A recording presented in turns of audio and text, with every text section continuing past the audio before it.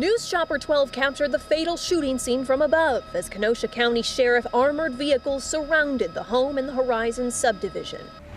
Police in Wisconsin have arrested a 15-year-old in connection with a deadly shooting. It happened yesterday in this home in Kenosha. Police say the teen shot his girlfriend and her mother. What if the last good night you ever said to your child was truly the last one? It's a thought no parent can bear.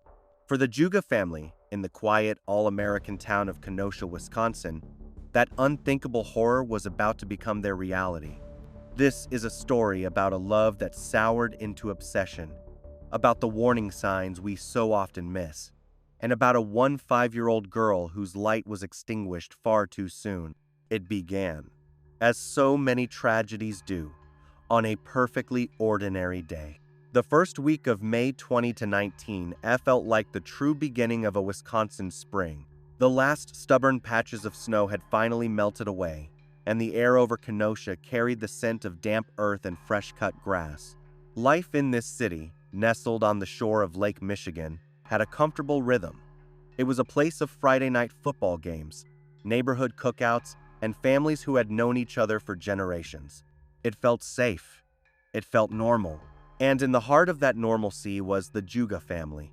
Stephanie and Nick had built a life here, raising 2 bright, energetic children. Their son, Nick Jr., was navigating his own teenage years, but it was their 5-year-old daughter, Kaylee, who was the undeniable spark of the household. Kaylee Juga wasn't just a teenager. She was pure potential. A sophomore at Bradford High School, she was the kind of person who seemed to excel at everything she touched, not through sheer luck, but through genuine passion. On the honor roll, she was known for her sharp mind and dedication.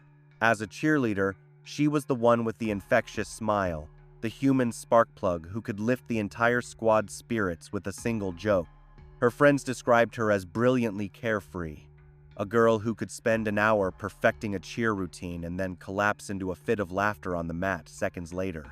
She was the friend who sent encouraging texts before a big test, the daughter who left funny notes on the refrigerator. She was planning for the future, a future that seemed as bright and limitless as a summer sky over the lake. She was dreaming of getting her driver's license, of college, of a life that was just beginning to unfold. That life had recently included a boyfriend, another one, 5-year-old from a nearby school named Martise Fuller. To many, they seemed like a typical high school couple navigating the intense, sometimes dramatic world of first love.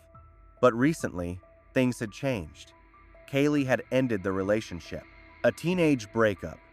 It's a rite of passage, a painful but expected part of growing up.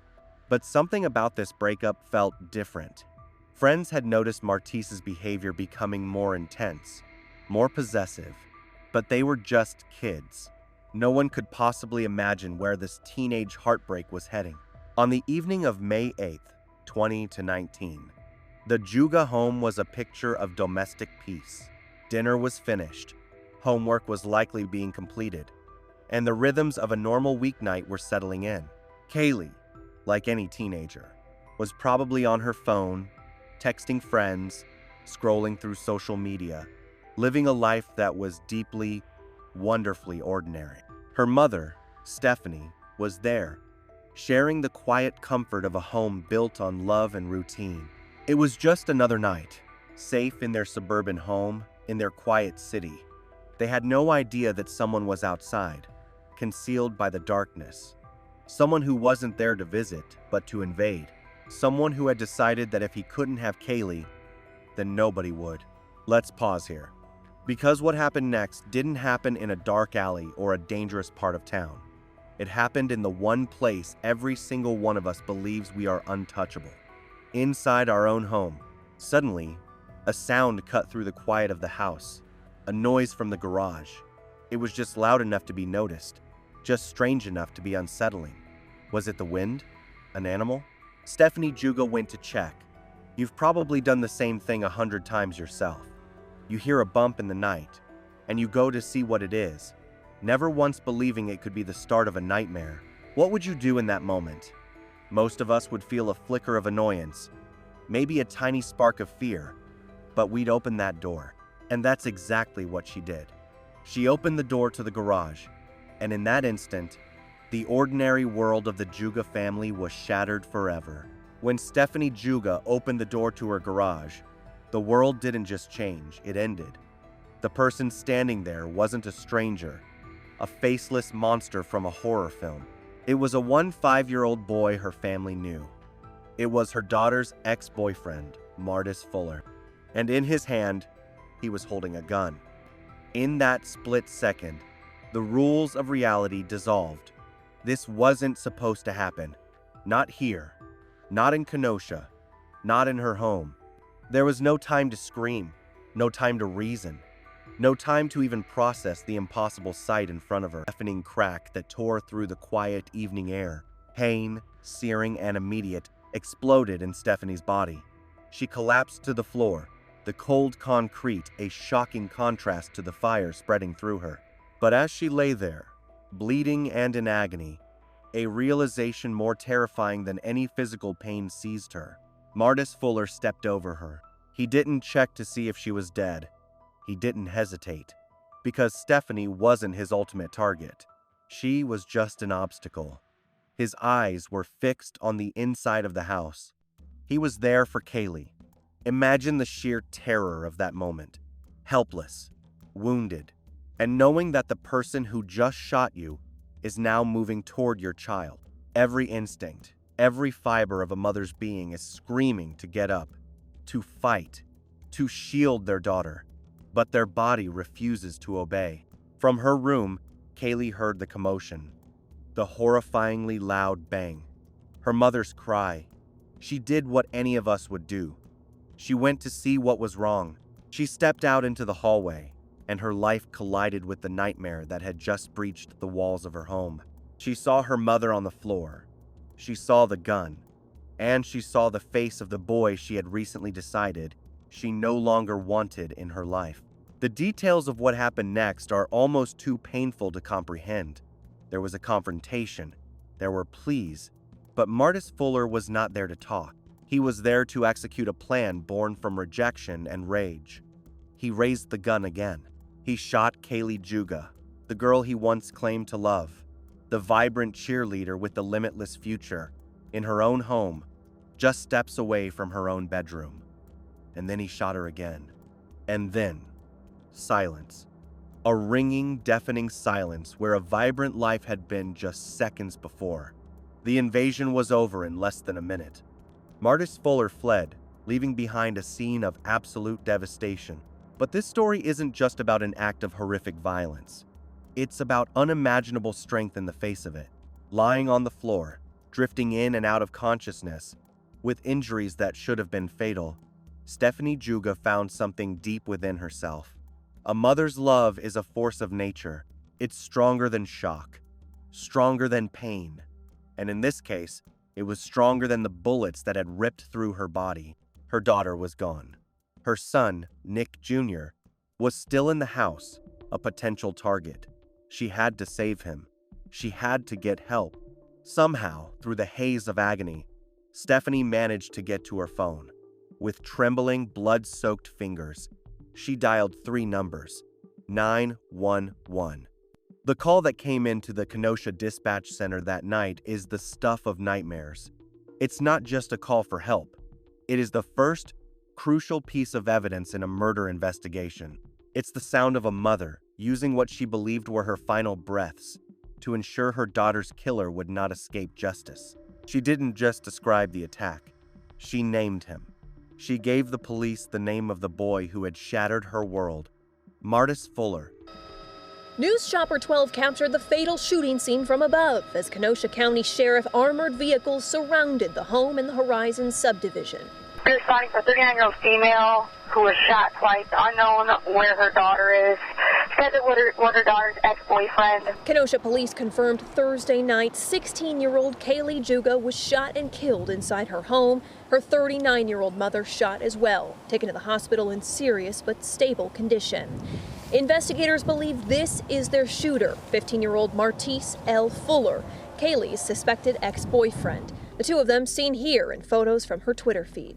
She said frantically to someone, It was my friend who was shot, and her 15-year-old daughter is dead. Police thought the shooter was still inside. SWAT teams entering the home, but later confirmed Fuller escaped and is still at large, believed to be armed and dangerous.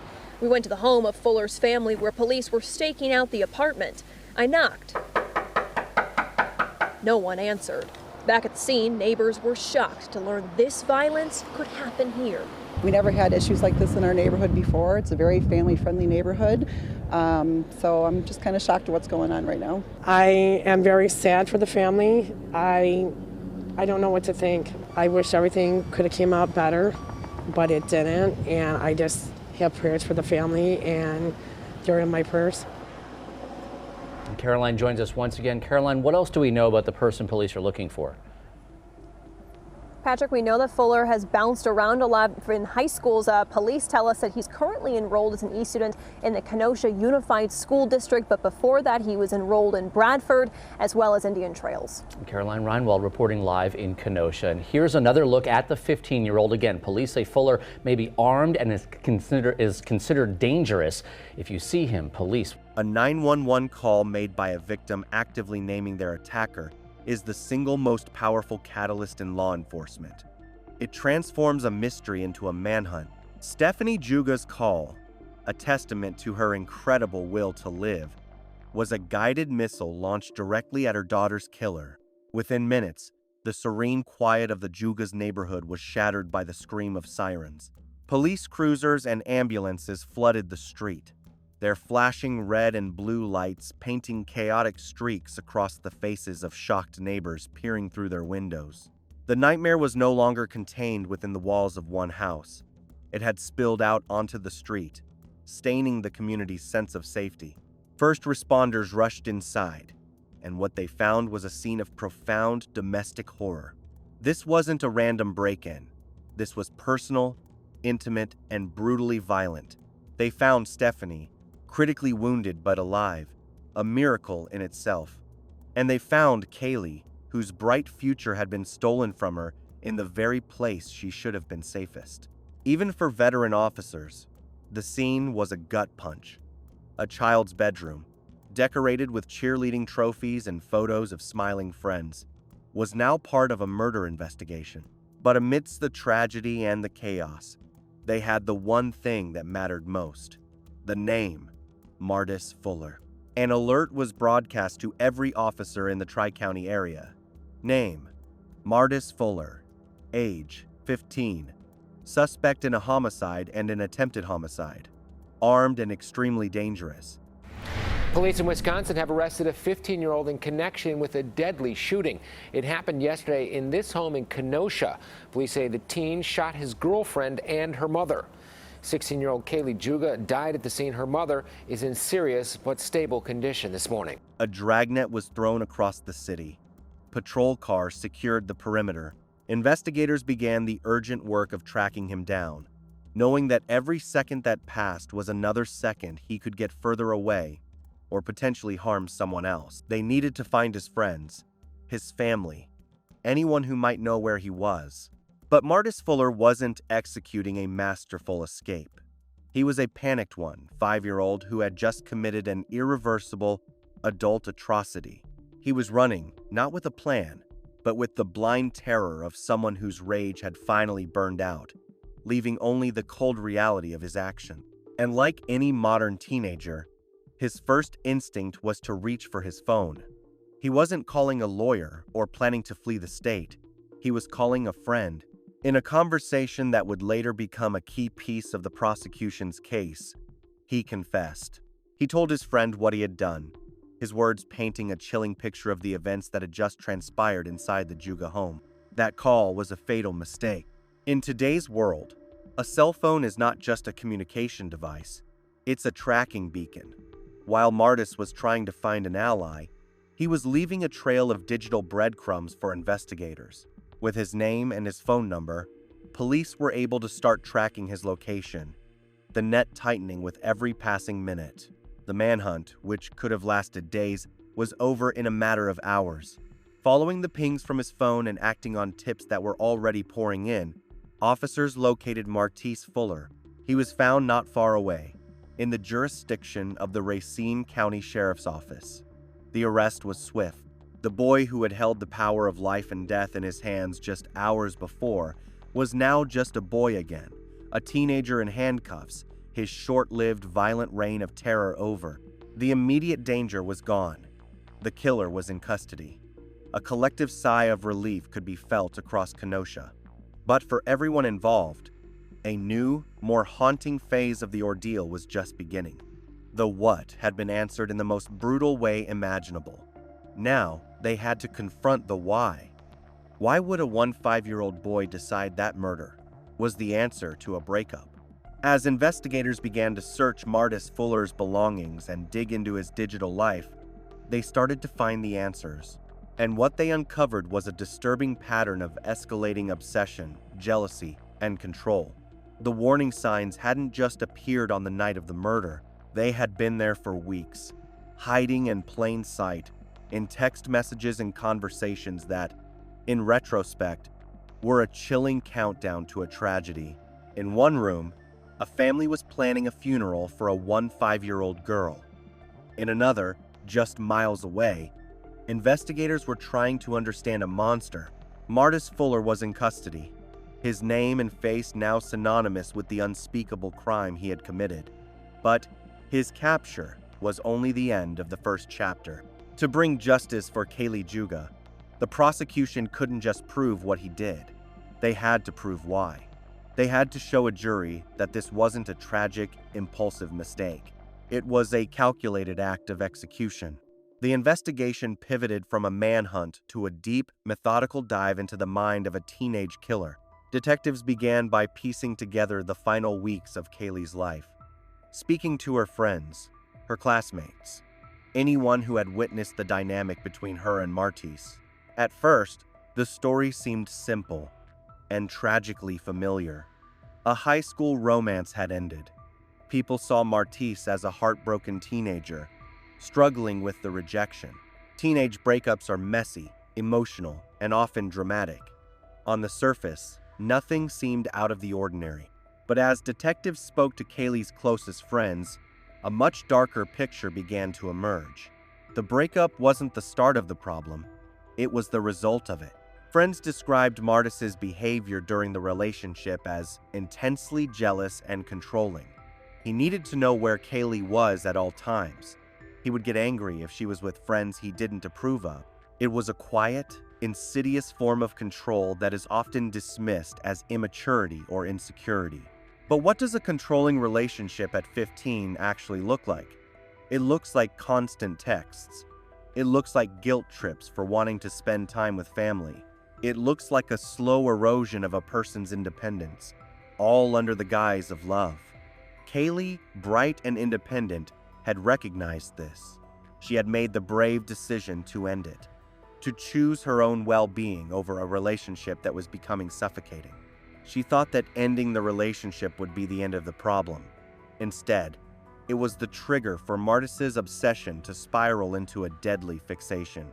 The real story, the terrifying, undeniable truth, was found in the one place Kaylee couldn't hide it, her phone.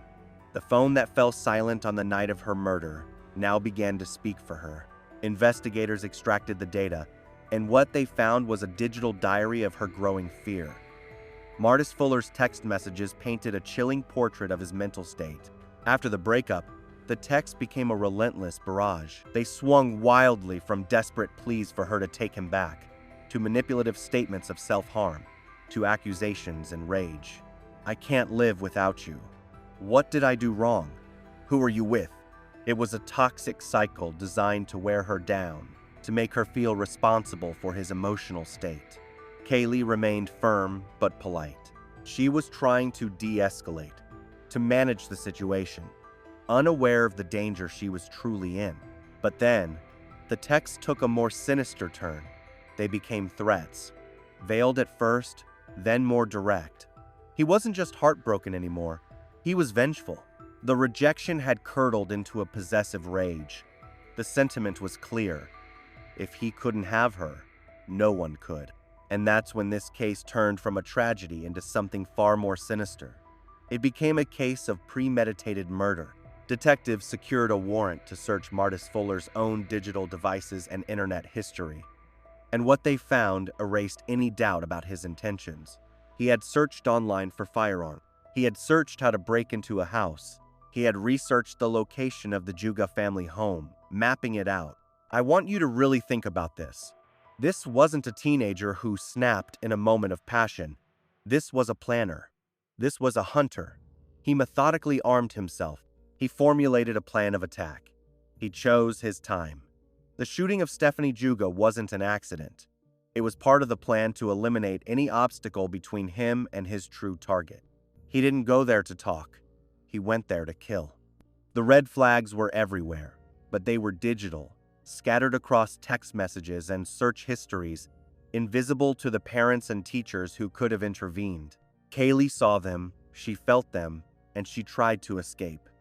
But she was trying to escape a problem she saw as teenage drama, never imagining it would escalate to life and death. The evidence was overwhelming. The motive was clear. The digital ghost in Kaylee's phone had given her a voice after she was silenced, and that voice screamed, "Murder." Now, the only thing left was for Martis Fuller to face a jury and answer for what he had done. Nearly 2 years had passed since the night that ripped a hole in the heart of Kenosha. For the Juga family, it was 2 years of unimaginable grief, of learning to live in a world where Kaylee's bright light was gone.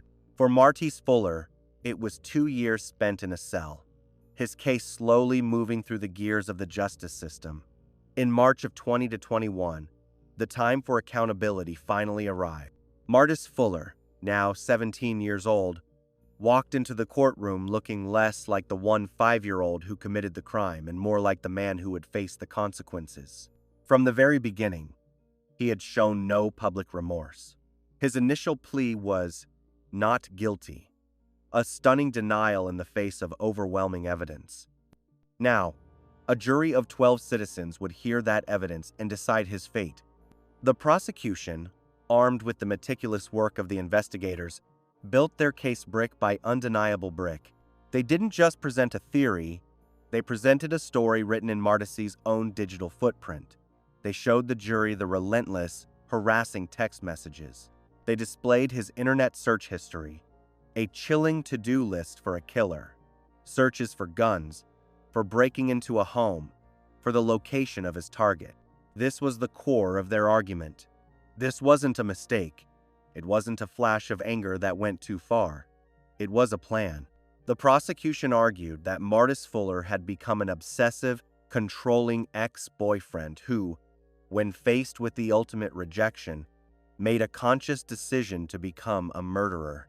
But the most powerful moment of the trial didn't come from a computer screen or a detective's testimony. It came from the witness stand, when Stephanie Juga sat before the court. Here was the woman who had survived the unthinkable, the mother who had been shot and left for dead as her daughter was murdered just feet away. Think about the courage that takes to face the person who inflicted that pain, to recount the most horrific moments of your life in a sterile courtroom, to do it all to get justice for your child. She told the jury what happened. She identified her attacker. Her testimony was not just evidence. It was a testament to a mother's love, a promise kept to a daughter who could no longer speak for herself. The defense had an impossible mountain to climb. Faced with their client's own digital confessions and the living testimony of a survivor, there was little they could do. The jury deliberated, but the conclusion was never truly in doubt. The verdict came back: guilty. Guilty of first-degree intentional homicide for the murder of Kaylee Juga. Guilty of attempted first-degree intentional homicide for the shooting of Stephanie Juga. Guilty of armed burglary. A Kenosha County jury has convicted Martis Fuller of killing his ex-girlfriend and attempting to kill her mother in 2019. 15-year-old Kaylee Juga was found shot to death in her bedroom after her mother, Stephanie, called 911 to report she had been shot herself. CBS 58's Mark Stevens reports on the final day of the trial. Jurors deliberated for 3 hours, at one point coming out to review one of the shooting videos caught by security camera footage. At about 3:45, they returned a guilty verdict on all 3 counts. Martis Fuller broke down after a jury found him guilty of killing Kaylee Juga and attempting to kill her mother, Stephanie, in May 2019. She was at the very start of those beginning adult chapters of your life.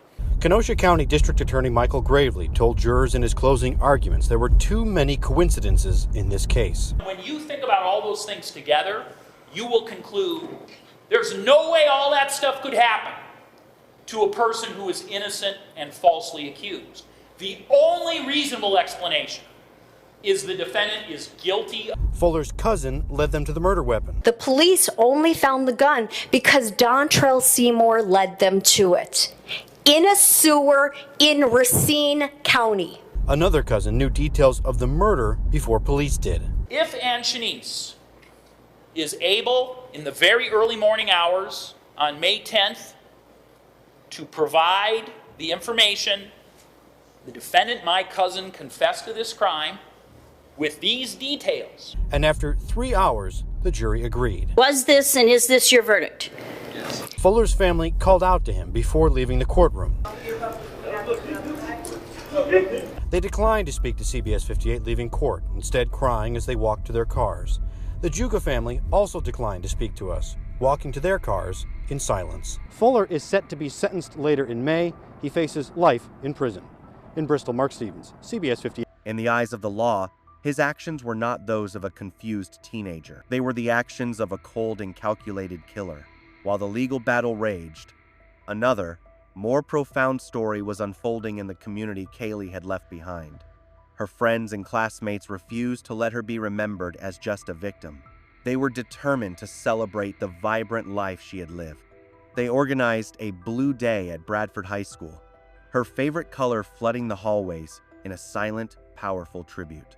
The cheerleading squad, her second family, performed a special routine in her honor, their movements filled with a grace and sadness that spoke more than words ever could. At a football game, a touching performance was dedicated to her memory, a moment of unity and shared grief under the Friday night light.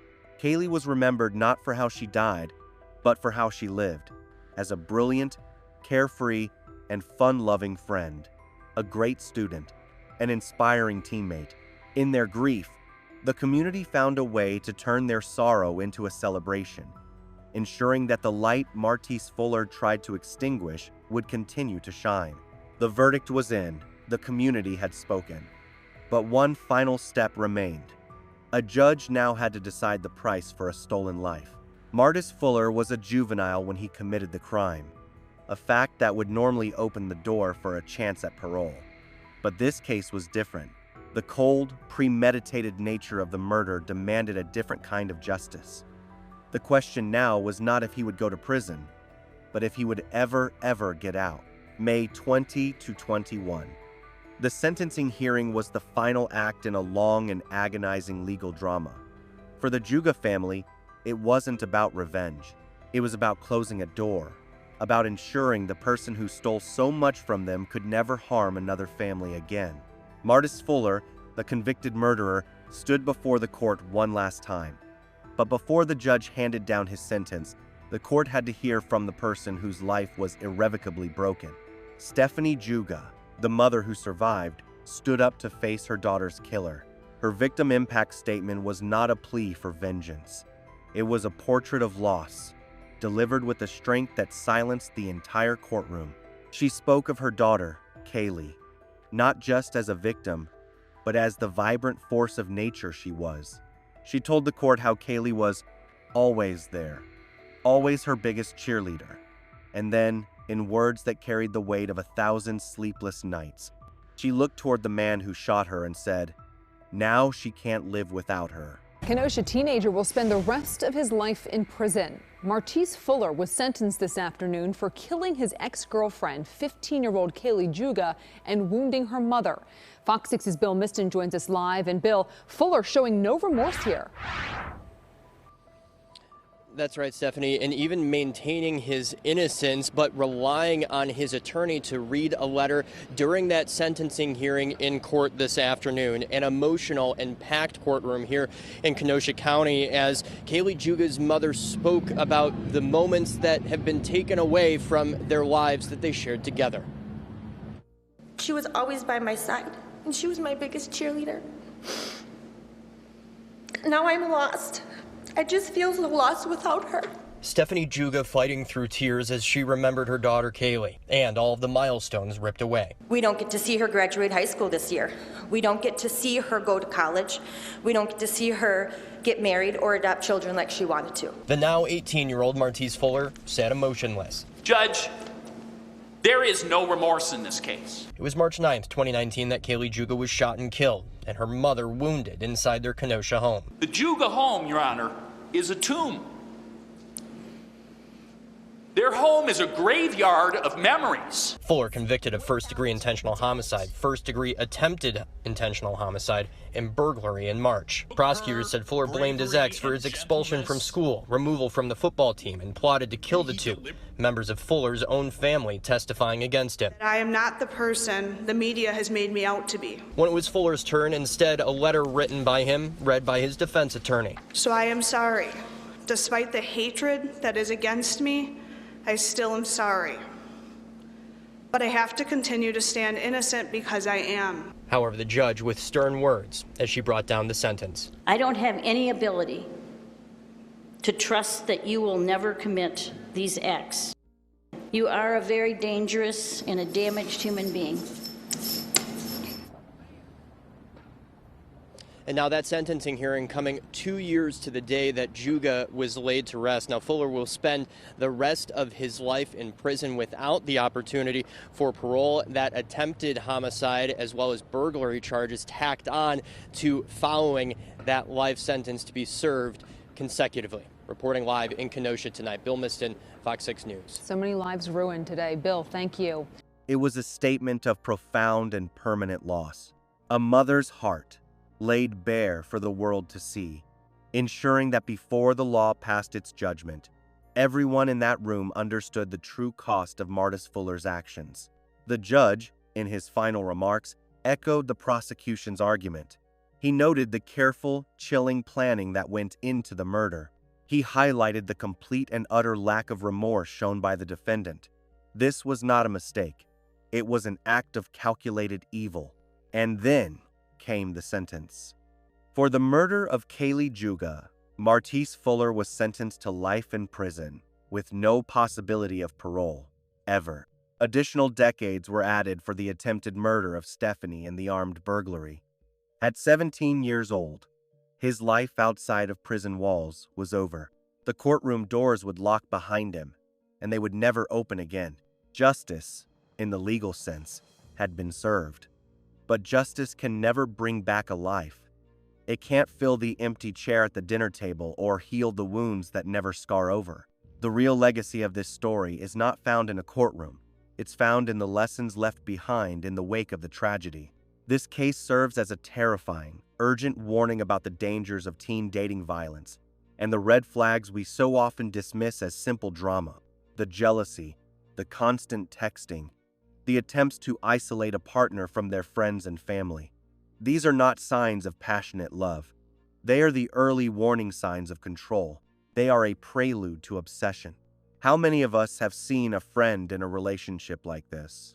How many of us have brushed it off, saying, "Oh, they're just young," or "he's just insecure"? Martise Fuller's actions show us the absolute worst-case scenario of where that behavior can lead.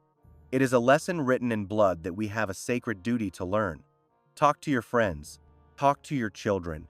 Teach them that love is about respect and freedom, not possession and control. Teach them to trust that feeling in their gut when something feels wrong. The community of Kenosha has never forgotten Kaylee Juga. Her friends and family have ensured her memory is a force for good. They honor her not by dwelling on the darkness of her death, but by celebrating the light of her life. She is remembered as the girl with the infectious smile, the loyal friend, the brilliant student, the human spark plug who made everyone around her better. A life is not defined by its final moments. It is defined by the impact it had on the world. Kaylee Juga's life was short, but her impact continues. It continues in the memories of those who loved her. And it continues in the urgent lesson her story teaches all of us: to protect one another, to recognize the signs of danger, and to never, ever mistake control for love, to protect one another, to recognize the signs of danger, and to never, ever mistake control for love.